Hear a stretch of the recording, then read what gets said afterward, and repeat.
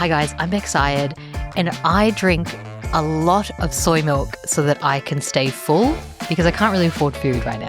I'm Indy, and growing up, I used to have to get out of the car if my dad saw something on the side of the road that he thought might come in handy. And this is Cheapskates.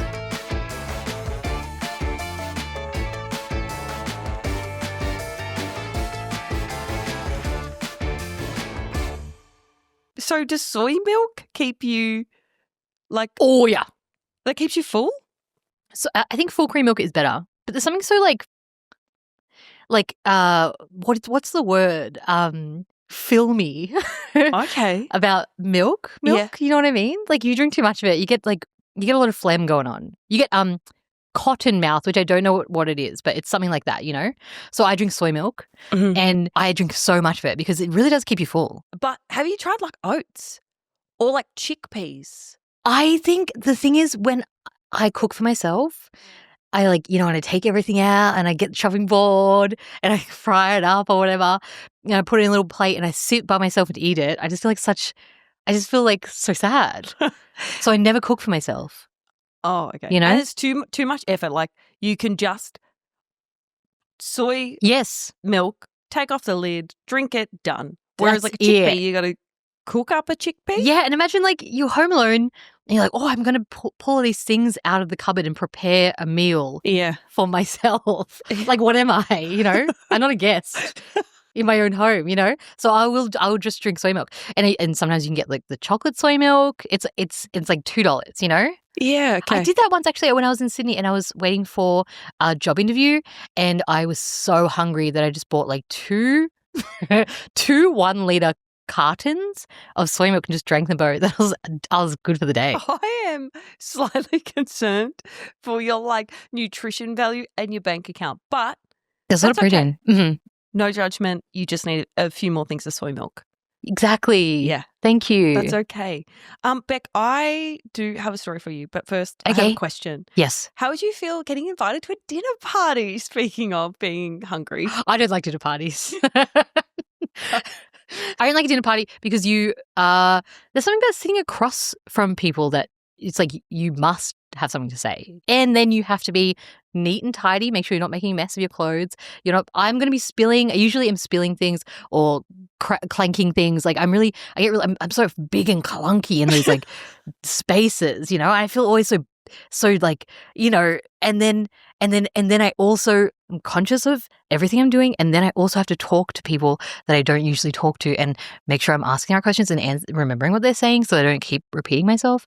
And then I don't like dinner parties. There's a lot of pressure going There's on there. There's a lot of pressure. I think you're going to love this story I've got for you. Okay. It is about a corporate job, a dinner party, and a party trick. Corporate job, dinner party trick. Okay. Yeah. I actually love a trick. Okay. I love a trick. I love magic. So, Beck, as far as I'm aware, I don't think you've worked a corporate job, have you? Well, actually, no. I worked at NAB. And I was in the call center. okay. Is that corporate? I actually don't really know what corporate is. I Did don't you have know to either. wear like a I wore a suit. You wore a suit? Yeah, I wore a suit. How did you go in a corporate environment? It was one of those places that the job is so bad that they hired for like cultural purposes. Yeah. And so actually it was like a corporate job that was quite like unhinged. So it was actually fine. That's so fair. Well, I'm going to introduce you to a guy called Adam, who the story is about today. Okay. So he's in his mid-20s and he's just started his first corporate job. Similar to you. Were you in your 20s when you did NAB? Yes, I was. Yes, I believe I was. I believe I was. And I believe I was in my mid-20s. Oh my gosh. Would you believe? Just like Adam. Just like Adam. And my brother's name is Adam. That's there why I you go. named this story after, actually. Really? I'm not joking, yes. Oh, that's so sweet. Yeah. Okay, so Adam's going to work every day and he's like in his slacks and his button-up top to his corporate job. When I say corporate, what do you like envision the job is? I'm thinking the job itself is it's data engineer. Oh, I really like that. So this is like a high turnover job. So he's just like done his induction with like a group of people. Call center. Oh, Love that. Okay. But it's going to be like outgoing call center. Like they have to call people. Yes. You know? Yes. That would have high Awful. turnover. And that's like Oh the my main part of God. this job is that it's high turnover. How long were you at your old job for? I think shockingly like 7 months, but I was severely depressed. It was the worst job I've ever had, ever. Sorry, Nab. This is like similar to Adam. So let's just say he's working in a call center Okay. and just kind of hired a couple of weeks in, done his induction, blah, blah, blah. And then one day he's like approached by this guy who's like in middle management. He's in his 40s. He's like pretty well put together, but there's something that's always just like a little askew about him. Okay. Either like his shirt's a little crumpled or there's like a little stain or there might be like a button undone. So for the most part, like he's done up, but not. Got you. What do you want to call him? I want to call him. I really want to call him something starting with G. I don't want it to be Gavin or Gary. I want it to be like Jeff with G. Jeff with the G comes up to Adam and he's like, hey, I'm hosting this dinner party.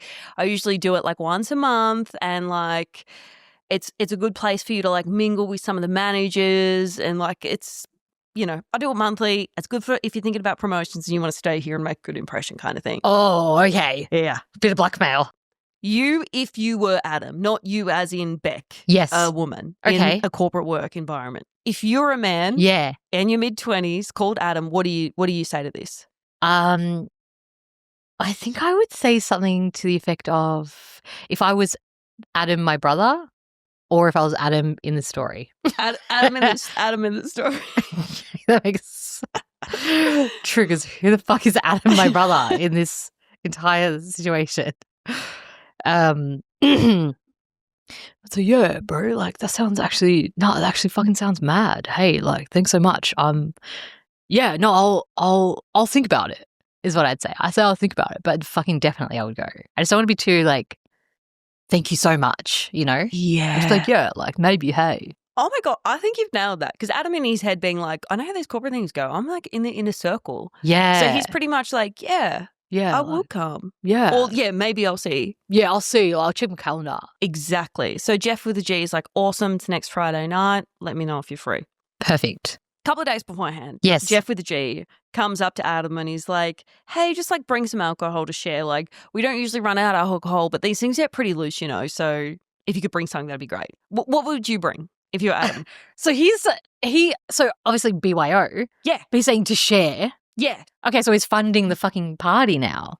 Well, I'm obviously bringing like fucking Fireball and Jägermeister for the sharing part because I want to make an impression that is I'm not doing so well that you don't need to give me promotion or whatever, but I'm also not broke, basically. Yeah. Okay. And then for myself, I'll just bring some beers. I would bring Asahi. Oh, that's 6-pack. So specific. Yeah. Adam's like, oh, like a bottle of wine. And the guy was like, Jeff with the G is like, maybe like wine or like a bottle of whiskey or a bottle of vodka or something. And Adam's like, oh, okay. Okay, he wants a Japanese whiskey. 2002 blend.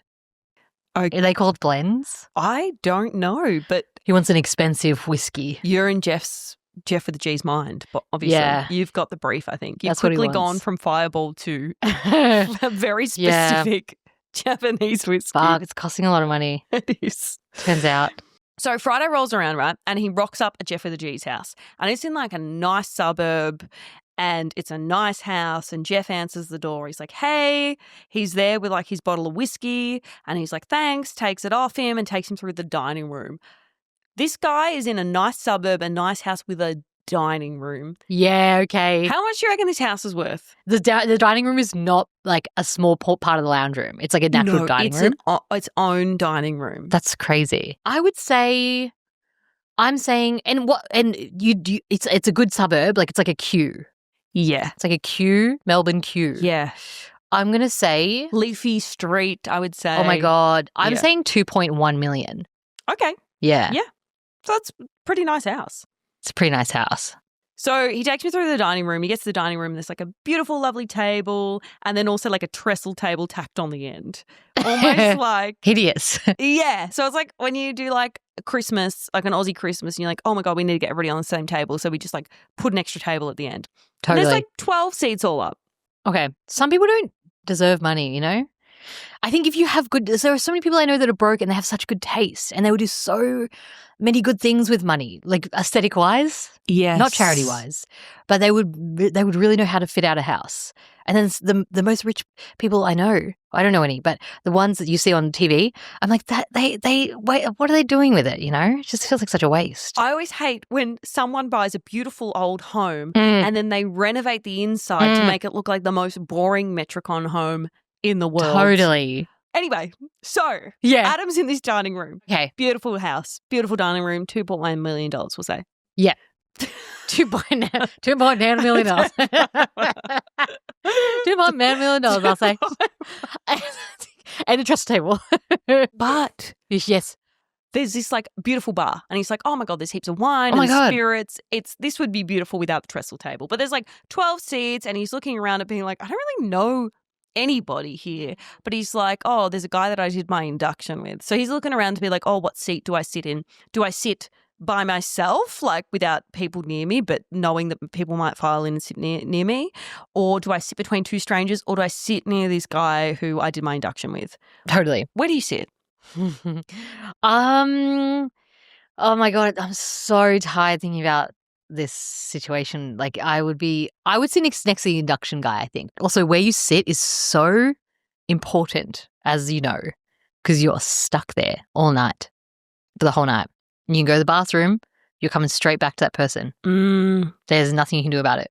That is true. And so I would sit next to the induction guy. He decides, I'm going to sit next to the guy who I did my induction with. Right? Cool. Yep. And they're two guys in their mid-20s, early 20s to mid-20s. Amazing. Corporate dudes. What are they saying? What are they talking about? I think one of them is a little bit more closeted. And he is quite short with his words. Comfortable, actually. I feel comfortable now around him because he's not like, he doesn't care about making conversation. He does not care about it. And then me, Adam, I'm Adam. Like, hey, so how are you finding everything? And then Kevin is like, yeah, I do find it, it's good. And then Adam is saying, so like, yeah, no, that's cool. So like, well, how did you, and he doesn't know what to say. He gets stuck there. And then that's it. And then they kind of just sit in silence for a little while. He doesn't know what to say because he knows he can't talk about sports with Kevin. Yes. Kevin doesn't give a fuck about sports. Yes. And Kevin doesn't give a fuck about talking. Kevin doesn't care about like making friends or the pleasantries. He's here for a free dinner. He's come for a free dinner and he's come because that's what you do when someone invites you somewhere. Yeah. He says, that's what I have to do. Someone's invited me. I have to be there. I don't have to talk. I fuck with Kevin. Go, Kevin. And the good thing for Adam is this other woman eventually sits down next to him and he gets talking to her and she's like, oh, I work at the deli that Jeff with the G comes to all the time. Oh. After a while, when the whole table fills up, he's like, who the hell are all these people? He's like, there is like no one from work here. There's like 3 of them all up. None of them are managers. And he's sitting next to some woman from the deli that Jeff goes to. And he's like, I don't recognize any of these people. And there's like such awkward chit chat. Like not many people really know anybody else at the table. And then after a while, Jeff with a G comes in with like 2 massive bowls of pasta. And he's like, this is dinner. Dinner's served. Everyone kind of like tucks in, awkward chit chat. And Jeff with a G is like, he's kind of the only person having fun. Like he's downing his whiskeys, having a chat with everybody else. And everyone else is like, this is weird. Yeah. I'm not sure why I'm here, but I'm politely talking to everybody else. So it gets to the end of the dinner. You're Adam. What do you do? Well, I would say to myself, hey, look in the fucking mirror for once in your life. Because I came here to climb the ladder. Why aren't I here making connections with people? Did I just come here to climb a ladder? Look around. There's no one here to climb. Maybe Jeff with a G. And also maybe Kevin, who is closeted. at this point. But I really would just be like, oh my God, well, what a significant moment. This is quite a powerful moment and opportunity for me to self-reflect and kind of just be like, I can't believe. And so now what I'm going to do is I'm going to look around the room and I'm going to connect with people. And I'm going to be like, oh my God, I can't get anything from you. I don't want anything from you. I just want connection, you know? Beck, that was beautiful. That's so nice. So Adam is not like you. Yeah. He's like, dinner's done. I'm getting out of here. Okay. He doesn't want to connect with anyone. He's in his mid-20s and he's like, yeah, I've got drinks with friends. I've got to go. So he leaves empty-handed. He's like, take the bloody whiskey that I brought. See you later. And then he gets back to work and like Jeff with a G kind of like doesn't acknowledge him really ever again kind of anymore. So weird. Okay. Maybe he's pissed that he was like, oh, maybe it was like a test. He was like, I want to see who is a ladder climber. But I think he's probably like, you're a ladder climber? I don't trust you anymore. Interesting. So you're feeling like Team Jeff with the G and less about Adam. Yeah, I don't like him. Yeah, that's so fair. I feel like when I got this and was like putting it out, I was like, I don't think Beck's going to like Adam because he's a straight dude in his mid-20s who works in corporate. That's very true. Okay, well, good to know. But hey, I want you to know, usually it's instant dislike. This one took me a while. Oh, okay, great. And then months go by. Adam's still there. He's still in his corporate job. How long do you think, if you were to go on a corporate job right now, how long do you think you'd last? I think I would last 4 days because I was talking to my friend about this the other day. I said, I don't think anyone should ever have to do anything we don't want to do, you know? Like it's crazy that we're forced to do things we don't want to do every day. Months go by. And Adam is still, he's in the swing of his corporate job now. It kind of sucks, but he's like, it pays okay. And like he might get a promotion once he's been there for 12 months. And he's like, it's kind of worth it. So he's sitting down at his desk, tip-tap, typing away. And then he sees Jeff with a G chatting to one of the new hires. Yes, they've hired again since Adam's been there. Okay. That's just like how quickly they churn through staff. And he's giving him a similar spiel to what he got when he first started of like this dinner party and like managers being there and how it could be good for promotions. So Adam's sitting there being like, oh, Jeff with a G, that's so annoying. And then Adam's desk buddy turns over to him and he's like, oh, that's Jeff with a G. He's up to his old tricks again, getting the new hires, doing his old party trick. And Adam's like, party trick? What do you mean? I see. Okay. So what do you think is happening here? I think that it's some kind of Tupperware party, but it is more for, party trick. Party trick is what I'm stuck on. Because, don't get stuck on that. Okay. Is Jeff married? We don't know. I think Jeff's married. I don't know for sure, but he seems like he's got a marital home. Classic. Yeah. You know what I mean? Yeah. Oh. So I think that Jeff is trying to prove to his wife, because I know that this is what I would do. I don't know if this is what Jeff would do, but my girlfriend Jess, I'm always trying to impress her. I'm always trying to show off. And so I would, if I didn't have any friends, touch wood, I would just be constantly trying to prove or like pretend that I do. Not pretend, but like I would be trying to make friends and then inviting all these people over and just like I would just be trying to show off to my girlfriend. So maybe he's just trying to show off to his wife.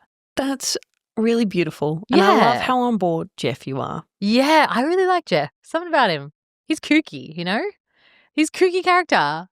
And he's like the only one having fun at these parties. So he doesn't give a fuck, you know? He's just trying to have fun, which I really, really like. I really admire that.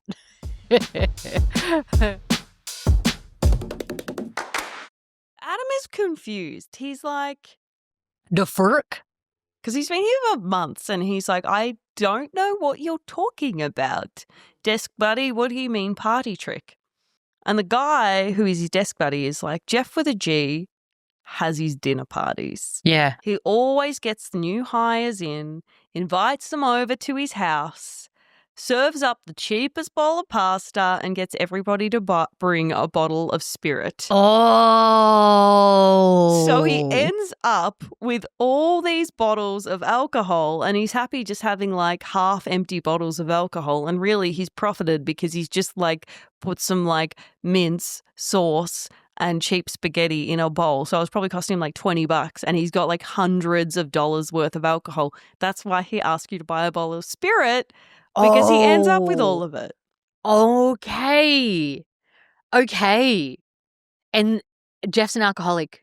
Oh. Say Jeff is in this job. He gets paid a pretty penny. He's in middle management. Doesn't really care for any of his work colleagues and just gets the new hires in on this like alcohol scam. How do you feel about Jeff? Is it smart or like rude and scammy? Well, it's smart. I think I don't understand why people don't like him. I think that's so clever. It's so funny. But it's like, there's a better way to do it. Also, it's risky because people could just like, I feel like if I took a bottle of spirits, I'm taking that back home with me. And then you spent all this money on pasta. It might be cheap, but it adds up. 2 packets of pasta, it was like $5. You got to do that every single month. And then beef mince, that ain't cheap. And you got to get a lot of it, And that jarred spaghetti sauce, it's really adding up now.